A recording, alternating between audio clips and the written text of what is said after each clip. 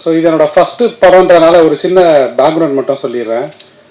2022ல் வந்து நான் வந்து கோவிட் டைமில் கொஞ்சம் நிறைய டைம் இருந்தது. அப்போ வந்து நான் என் அம்மாவோட அம்மா வந்து நிறைய இலக்கிய வட்டம்லாம் போவாங்க. அப்போ வந்து அவங்க தமிழ் ரொம்ப பழமையான லாங்குவேஜ் அப்படின்னு சொல்லுவாங்க. நான் கிண்டல் பண்ணிகிட்டு இருப்பேன், நீங்களே தான் பழசுன்னு சொல்லிட்டு இருக்கீங்க அப்படின்னு சும்மா விளையாட்டுக்காக சொல்லுவேன். உண்மையிலே தமிழ் எவ்வளோ பழசு அப்படின்ற கொஷின் வந்து எனக்குள்ளே வந்தது. நான் வந்து அதுக்கு கிட்டத்தட்ட ஒரு 2-3 இயர்ஸ் நான் வந்து ரிசர்ச் பண்ணேன், நான் படித்தேன், நிறைய டைம் ஸ்பெண்ட் பண்ணேன். அது மூலமாக வந்து எனக்கு வந்து புறநானூறு அகநானூறு போயம்ஸ்லாம் நான் ஃபுல்லாக படிக்க ஆரம்பித்தேன். ஸ்கூலில் கற்றுக் கொடுத்துருப்பாங்க, ஞாபகத்தில் இல்லை. நான் தமிழில் ரொம்ப வீக்காக இருந்தேன் டு பி ஆனஸ்ட். என்னென்னா நம்மளோட வரலாறு இப்போ இருக்கவங்களுக்கு யாருக்குமே தெரியலன்றது வந்து எனக்கு மிகப்பெரிய வருத்தமாக இருந்தது. என்னென்னா ஒரு காலத்தில் வந்து நீங்கள் இது எத்தனை பேருக்கு தெரியும் தெரியல, இந்த போயம்ஸில் வந்து நிறைய சிட்டிஸும் நிறைய வணிகம், கிரேக்கரோட ட்ரேட் பண்ணுது, ரோமன்ஸோட ட்ரேட் பண்ணுது, இந்த எல்லா மென்ஷனுமே இருந்தது. ஆனால் அதுக்கான ஃபிசிக்கல் எவிடன்ஸ் நமக்கு கிடைக்கல. ஸோ எல்லாரும் என்ன சொன்னாங்கன்னா இதெல்லாம் கட்டுக்கதை அப்படின்னு சொன்னாங்க. ஸோ இந்த போயம்ஸ் வந்து ஒரு போயமே என்ன பொறுத்த வரைக்கும் அதில் நீங்கள் ஒரு 4 படம் எடுக்கலாம். கிட்டத்தட்ட புறநானூறு 400 போயம்ஸ் இருக்குது.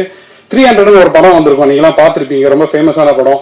எனக்கு தெரிஞ்ச அந்த படம் தமிழ் படமாக தான் எடுத்துருக்கணும். ஏன்னா அந்த மாதிரி கதை இங்கே எவ்வளோ இருக்குது, அந்த மாதிரி கதைங்க நமக்கே தெரியல. அது வந்து உண்மையிலேயே வருத்தத்துக்கு ஒரு விஷயமா தான் நான் பார்க்குறேன். ஸோ எனக்கு என்ன டிரைவாக இருந்ததுன்னா, இப்படி ஏன் மற்றவங்க எடுக்கலன்றது கேட்கறது விட்டுட்டு நான் ஏதாச்சும் பண்ணோன்னு தான் நான் வந்து புறம்னு ஒரு ஷார்ட் ஃபிலிம் எடுத்தேன். கெடுகு சிந்தை கடிதாவில் துணிவேன்ற ஒரு ஷார்ட் ஃபிலிம்.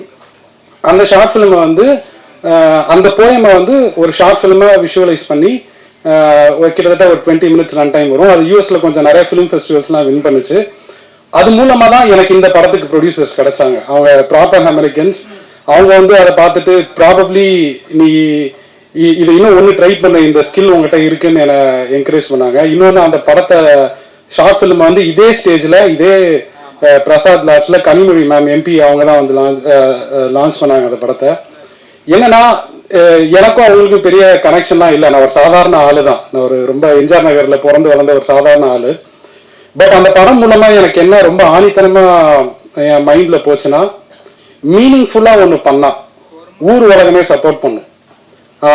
அதுதான் வந்து நான் என்னோட ஒரு ஸ்ட்ராங் ரியலைசேஷனாக இருந்தது. ஸோ நான் ஐடியில் இருந்தாலும் எனக்கு வந்து சினிமா மேலே பயங்கரமான பேஷன் உண்டு. என் அப்பா வந்து சின்ன வயசுலேயே எனக்கு ஃபஸ்ட்டு காமிச்ச படம் வந்து தியேட்டரில் கூப்பிட்டு போய் காமிச்ச படம் வந்து ஜுராசிக் பார்க். அந்த டைனோசர்லாம் வந்து உண்மையாக பொய்யான்னு புரியுற வயசில் கூட நான் இல்லை, பயங்கரமாக இருந்தது பார்க்க.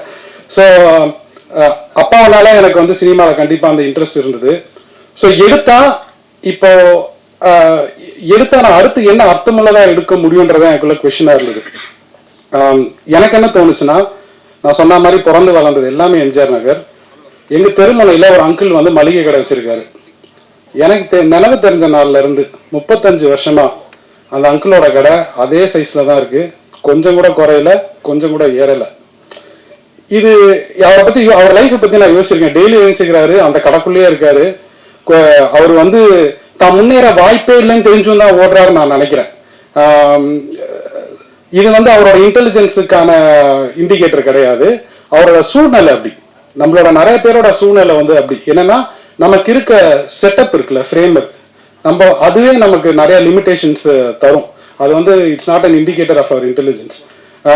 ஸோ ஒரு சாதாரண மனுஷனுக்கான ஒரு லிமிடேஷன் எப்பவுமே வெளி உலகத்தில் உண்டு. நம்ம மற்றவங்க ஆட்டோ யூனிஃபார்ம் போட்டால் மற்றவங்க உங்களை ட்ரீட் பண்ணுற விதமோ, இல்லை நீங்கள் சார் இப்போ செப்பல் போட்டிங்கன்னா உங்களை ட்ரீட் பண்ணுற விதமோ, இது எல்லாமே கண்ணுக்கு தெரிஞ்சும் கொஞ்சம் தெரியாமல் கொஞ்சம் இருக்குது.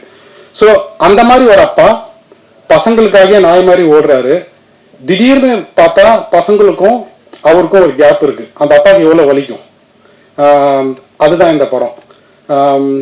ஸோ என்னன்னா, இந்த கதையை நான் வந்து எழுதி முடிச்சதுக்கப்புறம் ஒரு நல்ல அப்பா கிடைக்கணும்னு நான் தேடிட்டு இருந்தேன், வலைவீசி தேடிட்டு இருந்தேன். அப்போல்லாம் வந்து காளி சார் வந்து இந்த கதைக்கு எஸ் சொன்னார். நான் இன்ஃபேக்ட் நான் இன்னொரு மைண்ட் செட்லேயும் இருந்தேன். கரெக்டாக நான் அப்பா அந்த படத்துக்கு வந்து மாட்டலன்னா அந்த படமே எடுக்க வேண்டான்ற மைண்ட் செட்டில் தான் இருந்தேன். Kali Venkat sir, thank you so much for doing this. Kali Venkat sir பற்றி நான் என்ன சொல்லணும்னா, ரொம்ப உண்மையாக இருக்கும், எல்லாமே ரொம்ப உண்மையாக இருந்தது.